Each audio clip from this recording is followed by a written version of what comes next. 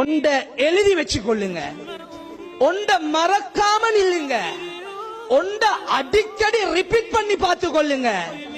இந்த ரெண்டு ஜீவனையும் காயப்படுத்தினாள், இந்த ரெண்டு ஜீவனையும் கேவலப்படுத்தினாள், இந்த ரெண்டு ஜீவனையும் கண்கலங்க வச்சாள், இந்த ரெண்டு ஜீவனையும் விரட்டினாள், இந்த ரெண்டு ஜீவனையும் துரத்தினாள், இந்த ரெண்டு ஜீவனையும் ஏளனமாக நினைத்தாள், இந்த ரெண்டு ஜீவனையும் உள்ளத்தில் தரை குறைவாக மதிப்பிட்டாள். வல்லவன் அல்லாஹ் ஏதோ ஒரு அடிப்படையிலே இந்த துன்யால ஒரு சோதனையின் மூலம் எங்களை பின்ன வச்சிருப்பான்.